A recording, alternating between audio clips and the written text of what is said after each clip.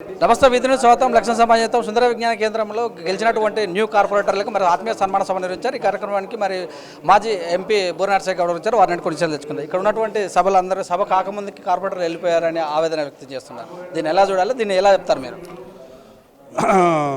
ఈరోజు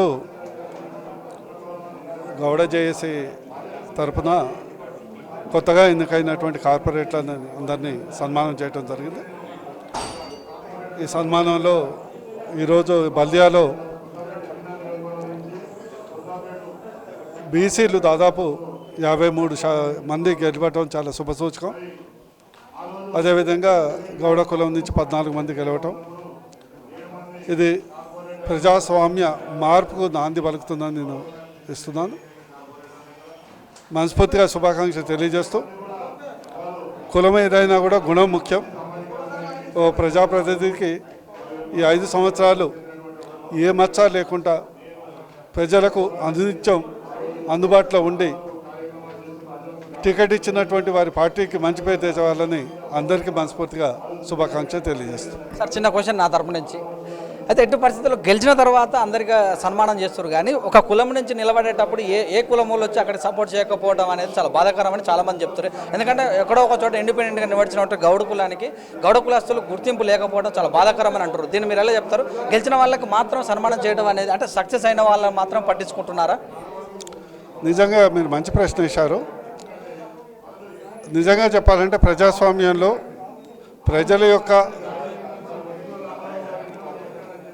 మన్నలను పొందిన వాళ్ళే గెలుస్తారు. కులం అనేది ఒక అంశం మాత్రమే. ఖచ్చితంగా ఒకటి మాత్రం గుర్తుంది, కేవలం గౌడే కాదు, బహుజన కులాల్లో అట్టడుగు వర్గాలు రాజకీయ పరిణితి తెచ్చుకోవాల్సిన అవసరం ఉంది. ఎందుకంటే ప్రతి సమస్యకు పరిష్కారం అసెంబ్లీ పార్లమెంట్లో దొరుకుతుంది కాబట్టి ఈ కార్పొరేట్ కానీ స్థానిక ఎన్నికలు కానీ అసెంబ్లీలో కానీ రాజకీయ పరిణితితో వ్యవహరించినప్పుడే వారి సమస్యలకు పరిష్కారం దొరుకుతుందని, అది కార్పొరేట్ కానీ ఎమ్మెల్యే కానీ ఎంపీ కానీ ఆ దిశగా పయనించాలని నా యొక్క సూచన.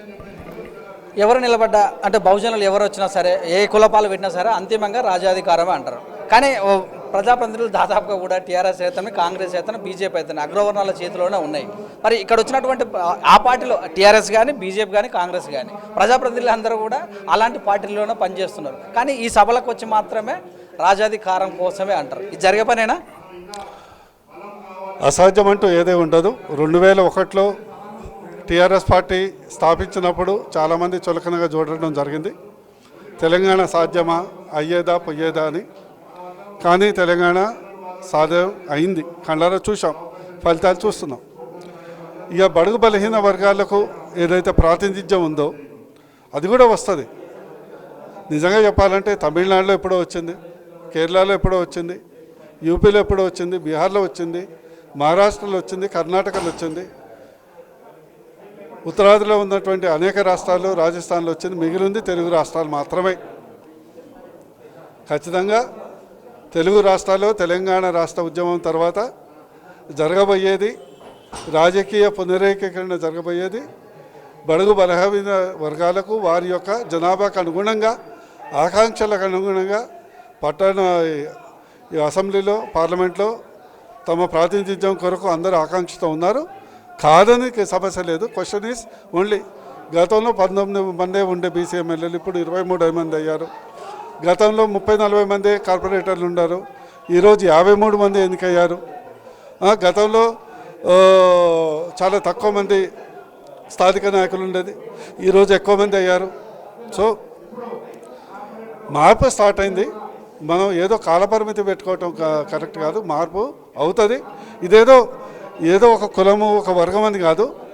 ఒక సమాజం నిర్మాణం కావాలంటే అన్ని వర్గాలకు సమపాలలో ప్రాతినిధ్యం ఉన్నప్పుడే అది సాధ్యమవుతుంది. కాబట్టి ఆ సాధ్యం ఎప్పుడైతుందంటే, నేను ఎప్పుడు చెప్తాను, ఢిల్లీకి రాజైనా కూడా పోలింగ్ బూత్లో పుట్టాల్సిన వాడే.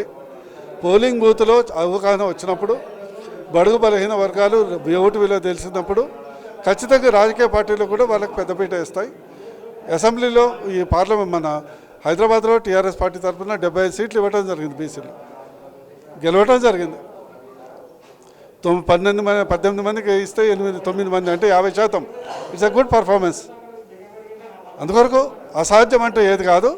ఇది ఒకటేంటంటే ఒక కన్సిస్టెంట్గా గ్రామ స్థాయిలో బూత్ స్థాయిలో పనిచేసినప్పుడే అది సాధ్యమవుతుంది. కులానికో భవనం కులానికి బర్రెలు గొర్రెలు ఇస్తున్న ఈ సందర్భంలో బహుజనులు విద్యకు వైద్యానికి దూరం అవుతున్న సందర్భం అన్నీ కూడా కార్పొరేట్లు అవుతున్నది, కార్పొరేషన్లు అవుతున్నాయి. ఈ సందర్భంలో మరి టికెట్ ఇస్తే గెలిచేటట్టు సత్తా కూడా లేనటువంటి బహుజనులు చాలామంది కూడా ఉన్నారు. ఎందుకంటే దాదాపుగా మొత్తం కూడా అందరి కూడా ఒక కార్పొరేట్ వ్యవస్థలోకి అంటే డబ్బులున్న వాడి చేతిలోకి రాజకీయం అనే విధంగా వెళ్ళిపోతుంది. బహుజనులు రావాలంటే మరి చాలా కష్టం కదా. దీన్ని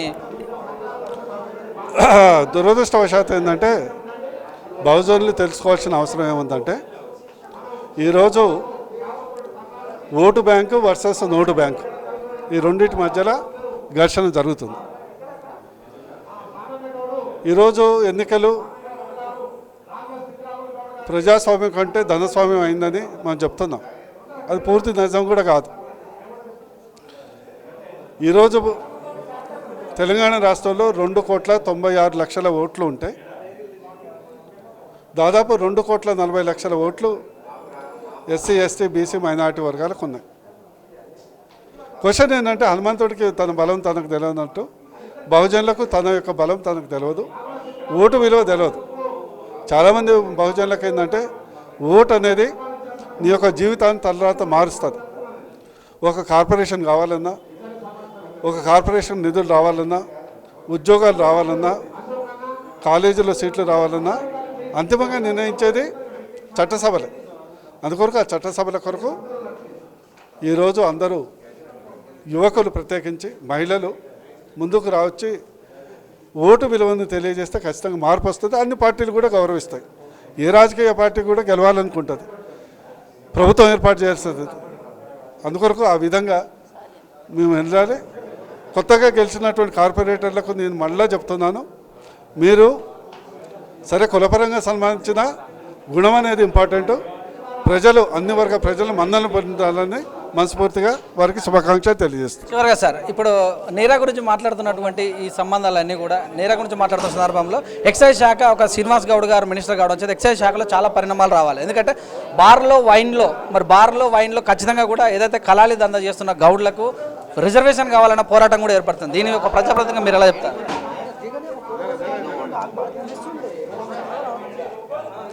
మీ అందరికీ తెలుసు, ధనం మూలం ఇదం జగత్.